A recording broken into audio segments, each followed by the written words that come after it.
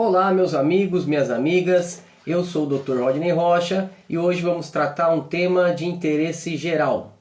Vamos primeiro pensar. Imagine que você trabalha em um ambiente em que aquele ambiente lhe proporciona riscos de saúde, riscos de acidentes. Portanto, aquele ambiente deve ser um ambiente seguro, porque o trabalho não deve ser local para se adquirir doenças ou para se acidentar. Os números, não entraremos em números, mas os números no Brasil, para variar, são alarmantes em termos de segurança e saúde no trabalho. Pois bem, nós falaremos hoje, um pouquinho mais ao final, comentaremos o projeto de lei 104 de 2024, de autoria do deputado Luiz Cláudio Marcolino, do estado de São Paulo. Tudo bem? Então, para isso, teremos que contextualizar. Então, vamos lá. Para a gente falar em segurança do trabalhador, nós temos que passar pela Constituição Federal. Então, logo no artigo 1º da Constituição Federal, no inciso 3º, ele fala a respeito fala que um dos fundamentos da República Federativa do Brasil é a dignidade da pessoa humana. Já exploramos esse princípio, mas hoje nós não vamos falar dele, vamos só citá-lo, porque um trabalho digno, uma condição digna de trabalho, faz parte do princípio da dignidade da pessoa humana. Então, artigo 1º, inciso 3º da Constituição Federal.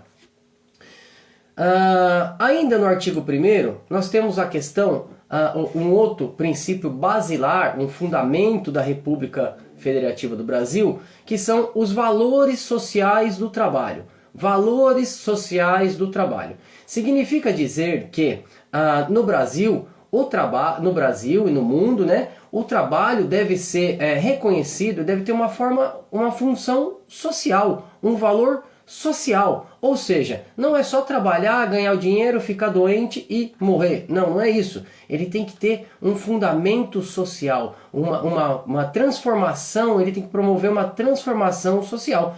E nada melhor que transformar socialmente do que aquele que com a segurança daquele que trabalha. Então aquele que trabalha deve estar seguro em seus locais de trabalho. Portanto, um dos valores sociais do trabalho é a saúde e a segurança dos trabalhadores. Tudo bem? Prosseguindo, no artigo 7º, uma cláusula da Constituição ainda, uma cláusula pétrea da nossa Constituição, ele fala assim, logo no caput, que é no comecinho, ele fala assim, são direitos dos trabalhadores urbanos e rurais, além de outros que visem a melhoria de sua condição social. Aí no inciso 12, agora começa. Redução dos riscos inerentes por meio de normas de saúde, higiene e segurança. Então vamos lá. Artigo 1º, fundamento da República, dignidade da pessoa humana e valor social do trabalho.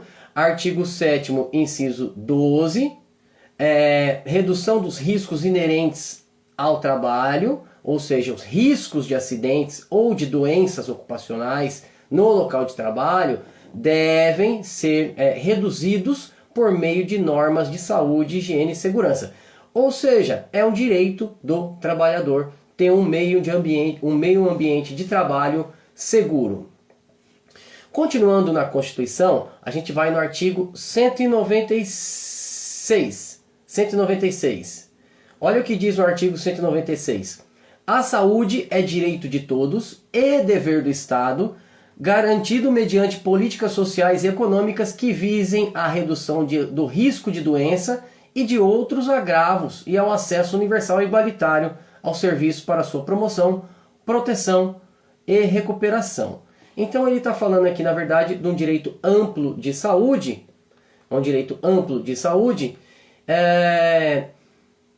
e aí ele cita, né, que é um dever do Estado. Portanto, também a gente consegue aplicar o artigo 196 no âmbito da saúde e segurança do trabalho, sendo como dever do Estado promover a saúde, preservar a saúde, promover meios para que a saúde caminhe bem. Lá no artigo 200 ainda da Constituição, a gente vê aqui, ó. Ao Sistema Único de Saúde compete, além de outras atribuições, nos termos da lei. Executar, inciso 2, executar as ações de vigilância sanitária e epidemiológica, bem como, olha só, as de saúde do trabalhador. As de saúde do trabalhador. Então veja que numa interpretação sistemática, a Constituição Federal ela vem trazendo, ela vem falando, olha, a saúde é importante, olha, o Brasil tem que preservar por conta da dignidade, valor social do trabalho, ela vem trazendo. E aí no artigo 225, no artigo 200 ainda, inciso 8º, ele fala ainda que ao Sistema Único de Saúde compete colaborar na proteção do meio ambiente, nele compreendido o do trabalho.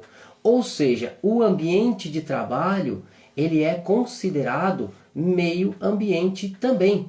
Meio ambiente de trabalho. Tudo bem? Então, isso está escrito no artigo 200, inciso 8º. Pois bem, essa é a análise da Constituição Federal em termos de saúde e segurança do trabalho, porém ainda não falamos nada praticamente de saúde e segurança do trabalho. Só falamos que é dever do Estado, que o Brasil preza pela dignidade da pessoa humana, falamos que é direito dos trabalhadores urbanos e rurais, falamos tudo isso daí, né? Porém ainda não entramos na questão de segurança do trabalho. E aí, nós somos obrigados automaticamente a procurar na CLT. Então, a CLT, que é uma norma que está abaixo da Constituição, no artigo 2º, ela fala assim, ó, considera-se empregador a empresa individual ou coletiva que, assumindo os riscos da atividade econômica, admite, assalaria e dirige a prestação pessoal de serviço. Então, a CLT ele fala o que é o empregador. Então, se existem as obrigações do empregador, a CLT ela vem e fala, olha, para efeitos de obrigações, empregador é isso aqui. Para efeitos de direitos trabalhistas, empregador é isso daqui. Ao mesmo tempo, ela também define o que é empregado. E aí, nós já fizemos uma live a respeito de empregado, não vamos repetir, para não ficar aqui repetitivo, né? Para a gente também não ficar rodeando demais.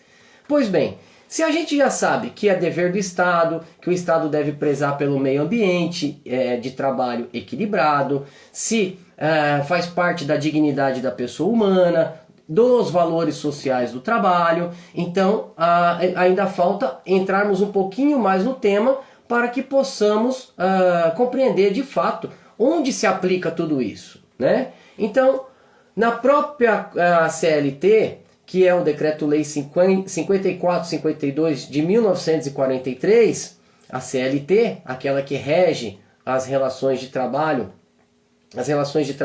empregado-empregador, no capítulo 5º, a partir do artigo 154, ele começa a dar diretrizes mais exatas sobre o que é segurança do trabalho e como fazer com que todo esse aparato legal seja aplicado na prática e se tenha resultados plausíveis em termos de proteção do trabalhador. Tudo bem? Seguindo aqui, nós vamos passar aqui, por exemplo, o artigo, eu disse que é o capítulo 5º da Constituição da Consolidação das Leis do Trabalho, o artigo 154 e seguintes, ele fala assim, ó, só um exemplo. Incumbe ao órgão de âmbito nacional competente em matéria de segurança e medicina do trabalho estabelecer os limites de sua competência, normas sobre a aplicação dos preceitos deste capítulo. Que preceitos? Os preceitos, vamos falar assim, por exemplo, EPI. Ela cita, a CLT cita EPI. Só que ela não fala como que é um EPI, quando que o EPI é válido. Ela só fala assim, olha, é dever do empregado usar o equipamento de proteção. É dever do empregador fornecer o equipamento de proteção, gerenciar seu uso, dar o treinamento e inspecionar. Ela fala isso. Só que assim, ela fala muito amplamente. Ainda não sabemos o que é um EPI. E para isso vem o Ministério do Trabalho, através da portaria 3214, que estabelece as normas regulamentadoras. Hoje nós temos, quer ver? Nós temos hoje nós temos 38 normas regulamentadoras. As normas regulamentadoras, eu separei o livro aqui e agora eu não estou localizando. Espera aí. Eu não sei onde eu coloquei. É um livro grosso, normalmente usado por profissionais da área de segurança do trabalho. E ali tem as NRs, as normas regulamentadoras. Então, tem vários títulos. Então, por exemplo, se a empresa tem trabalho em altura, existe a NR 35. Se a empresa tem resíduos industriais, tem a NR 25, que trata de resíduos industriais. Aí você já ouviu falar em CIPA, com certeza. Então, por exemplo, a CIPA é na NR número 5, norma regulamentadora número 5. E assim por diante. A NR 6 trata de equipamentos de proteção individual. Então veja, passamos pela Constituição Federal, passamos pela consolidação das leis do trabalho, que deu os preceitos, e agora vem o Ministério do Trabalho e edita a portaria 3214 de 1978, que são as normas regulamentadoras, e eu disse para vocês que existem 38 normas regulamentadoras em saúde e segurança do trabalho, tá bom? E tudo isso para contextualizar. Então nós falamos de uma legislação pública, de uma legislação que ela é pública e que está disponível na internet. Mas é necessário você saber procurar, e para isso eu estou aqui para poder te ajudar nesse sentido, para te dar uma orientação de como estudar esse tema, de como se localizar nesse tema, até mesmo para se informar em relação aos riscos do seu ambiente de trabalho. E aí nós partimos então para a análise do projeto de lei 104 de 2024, de autoria do deputado Luiz Cláudio Marcolino. E o que trata esse projeto de lei? Deixa eu abri-lo aqui.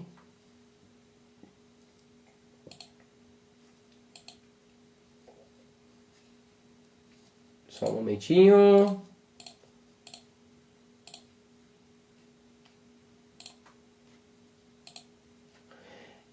Olha só, o projeto de lei 104 de 2024, de autoria do deputado Luiz Cláudio Marcolino, ele fala assim, ó: estabelece medidas para resguardar a saúde e bem-estar durante as atividades laborativas dos profissionais do setor de telemarketing, teleatendimento, seja o atendimento falado, escrito ou multicanal, garantindo a aplicação em sua integralidade de todas as normas regulamentadoras do trabalho.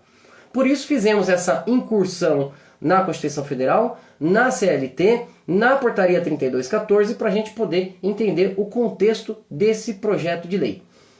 E aí, o artigo 1º dessa lei, ele vai te dizer, lerei apenas o primeiro artigo, o artigo 1º, só para a gente se situar.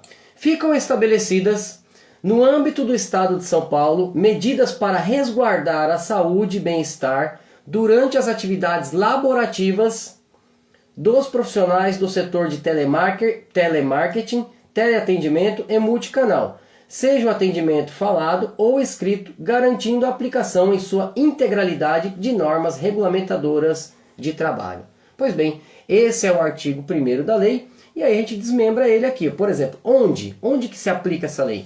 No estado de São Paulo. E o que trata efetivamente esse projeto de lei? Medidas para resguardar a saúde e bem-estar de quem? Dos trabalhadores do setor de telemarketing, teleatendimento e multicanal. E como? Através das normas regulamentadoras que nós citamos a origem delas lá no começo dessa live. Tudo bem?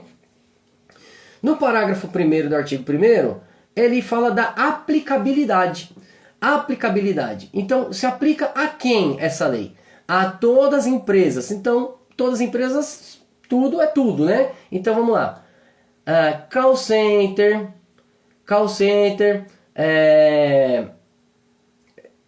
empresas onde tem esse tipo de serviço de atendimento. Agradeço aí, Juliana Fiore Brito, muito obrigado pelo elogio.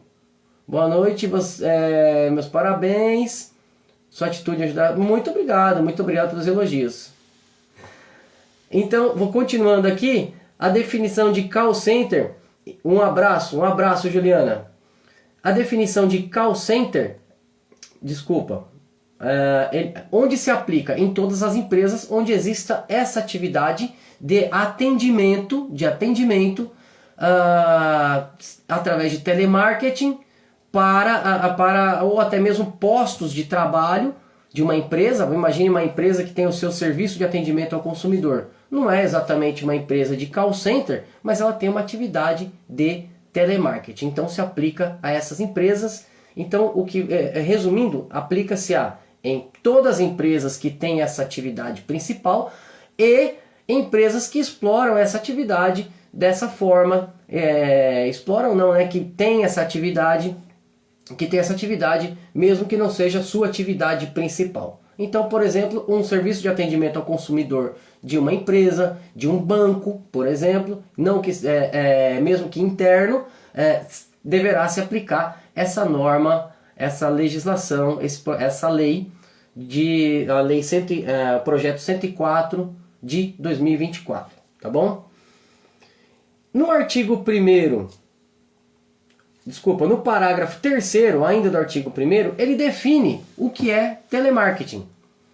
É o trabalho de teleatendimento com a comunicação de interlocutores, clientes e usuários, realizada à distância por intermédio da voz ou mensagens eletrônicas, com utilização simultânea de equipamento de audição, escuta e fala telefônica, e sistemas informatizados ou manuais de processamento de dados.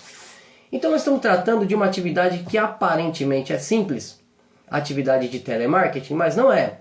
Por quê? Porque seria, para a gente poder compreender, ela tem um trabalho técnico de análise, correto? Ela tem um trabalho técnico de análise e ela tem ainda o atendimento. Então, ou seja, ela está usando a fala, a audição, visão, tato, né? E ainda a parte cognitiva. Então é uma atividade complexa. É uma atividade complexa. Parece que não, mas é complexa. Não é só atender telefone. Antigamente existia a telefonista, né? Acho que ainda tem. A telefonista. Então ela só passava a ligação, fazia uma ligação, enfim. Essa atividade é diferente.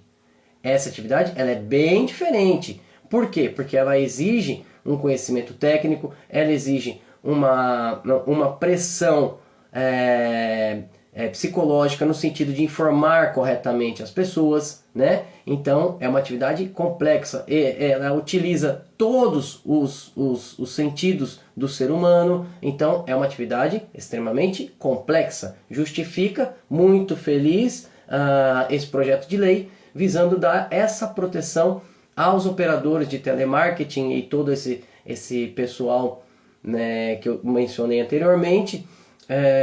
Dar essa proteção para essas pessoas é muito importante por ser uma atividade extremamente complexa e geradora de muitas doenças ocupacionais.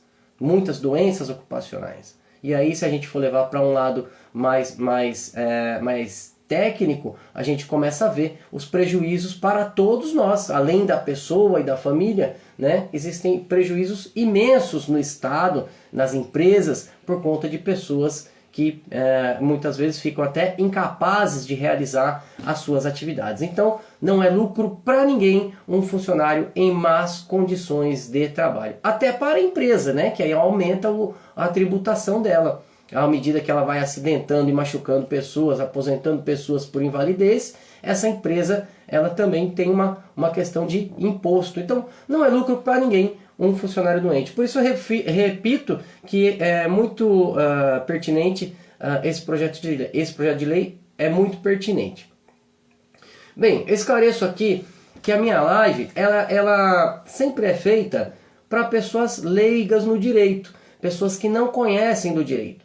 Então, assim, às vezes a gente vai falar de uma forma mais simples e tudo mais, mas o objetivo é esse mesmo, é que as pessoas consigam entender e interpretar a lei. Por isso que a gente está aqui, não é para fazer uma análise acadêmica, né, uma análise de jurisprudência, uma análise doutrinária da questão da legislação. Não, o nosso objetivo é fazer uma leitura simples e tentar passar de uma forma mais simples ainda para as pessoas que não são da área. O artigo 2º da lei, ele trata sobre a jornada de trabalho. Jornada de trabalho.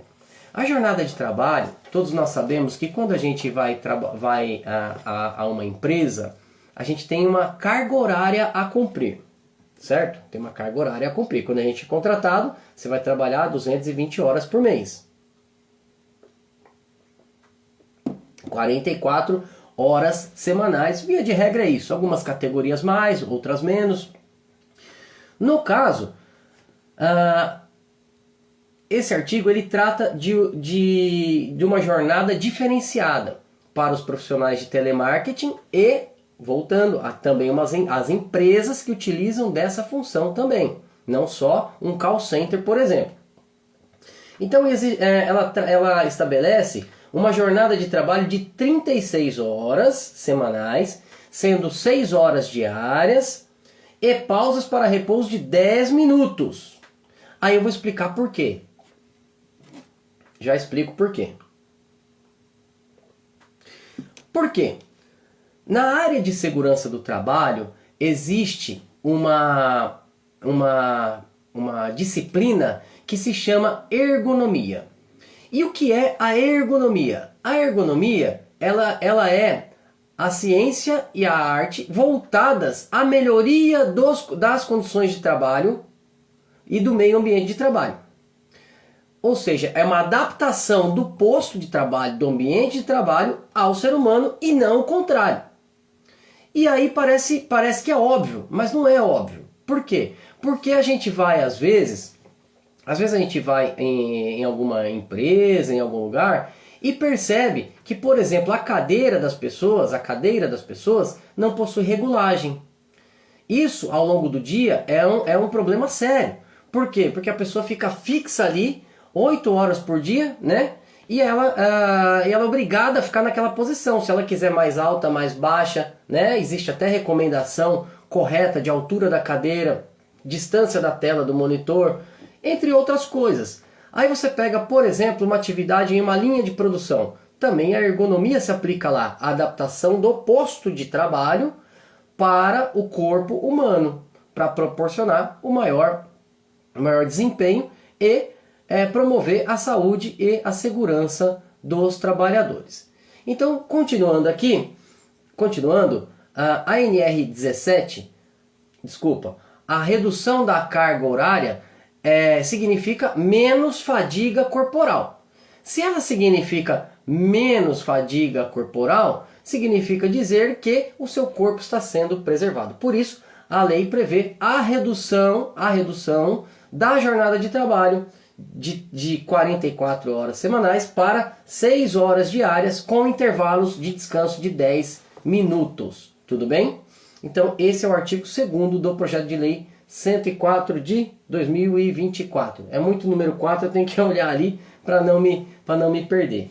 O meu celular está acabando a bateria e eu sou obrigado a pôr para carregar. Então, vou pedir licença um minuto, só um minutinho.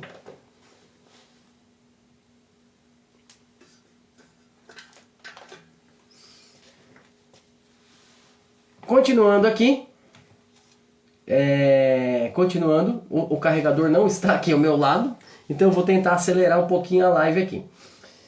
Continuando, o artigo 3º, ele cita o quê? Ele diz o quê pra gente? Ele fala assim, olha, então a redução da carga de trabalho é para que as pessoas possam sobrecarregar menos o seu organismo. E o artigo 3º, ele fala da NR17, que trata especificamente de ergonomia. E aí ele cita o quadro 2 da NR17, que eu já até abri aqui o anexo 2 da NR17. Então, só para a gente ter uma ideia, ele fala do mobiliário dos postos de trabalho, ele fala dos equipamentos dos postos de trabalho, ele fala das condições ambientais de trabalho, eu vou até tentar falar um pouquinho daqui a pouco sobre isso. Ele fala da organização do trabalho, enfim, ele fala todo o contexto do ambiente de trabalho para que aquele ambiente seja menos insalubre possível, menos perigoso possível, que cause menos transtorno, fadiga, acidentes possível no corpo humano, tudo bem? Então, muito bom também essa questão, esse projeto de lei, nesse artigo 3º, que ele cita a NR17 como parâmetro, em especial o anexo 2, que trata de todas estas condições do ambiente de trabalho. E o artigo 4º, que fala sobre a entrada em vigor da lei, que é a partir de sua publicação. A partir publicou, está valendo, não tem o tempo de vacatio legis, como nós havíamos falado. Bem, nós fizemos a análise da lei, do projeto de lei 104 de 2024, de autoria do deputado Luiz Cláudio Marcolino. Passamos pela Constituição Federal, passamos pela CLT, passamos pelas normas regulamentadoras e para chegarmos e compreendermos, enfim, ao projeto de lei 104. Tudo bem? E só para complementar, eu sou o Dr. Rodney Rocha, sou advogado e também sou técnico em segurança do trabalho. Atuei por mais de 10 anos em diversas indústrias, inclusive multinacionais, implantando programas de segurança do trabalho. E aí eu trouxe aqui, eu não sei se vai acabar a bateria ou se não vai, mas eu trouxe um equipamento para a gente mostrar, por exemplo, como é que eu faço a medição de um ambiente de trabalho. Tudo bem? Então eu vou pegar aqui o equipamento, só um minuto. Esse aqui é um equipamento 5 em 1. É um equipamento 5 em 1. Ele mede 5 agentes no ambiente de trabalho. Tá bom? Então eu vou ligar aqui o equipamento. Então, por exemplo, ligando.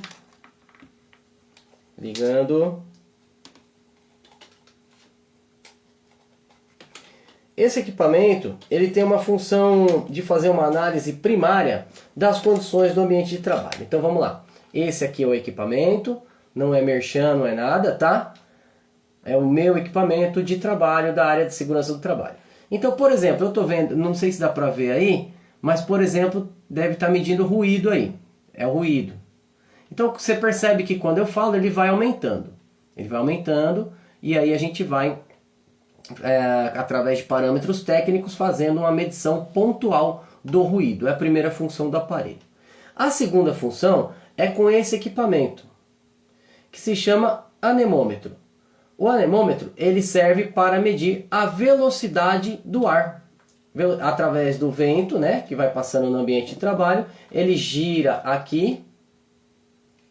Deixa eu só achar a função aqui. Aqui.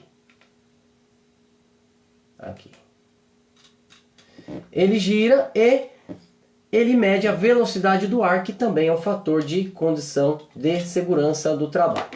Vou pegar aqui uma outra parte do equipamento. Tem que desligar novamente. Esse aqui é um luxímetro. À medida que eu coloco assim, eu consigo ver na tela quantos lux eu tenho de energia ali naquele local. Ou seja, se o conforto visual está ok. Então eu consigo saber, e aí o resultado obtido eu também comparo em uma tabela, e essa tabela tem que estar dentro de determinados parâmetros. Caso não esteja dentro dos parâmetros, tem que ser adaptado. Excesso de luminosidade é prejudicial, assim como a falta de luminosidade também é prejudicial. Tá bom? Então nós apresentamos. Além disso, ele mede a temperatura através desse outro equipamento aqui.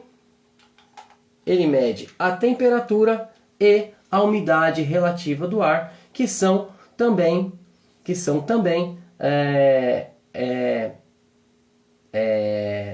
ambientais, Então aqui, para fazer uma análise primária em um ambiente de trabalho, a gente utiliza um equipamento desse tipo.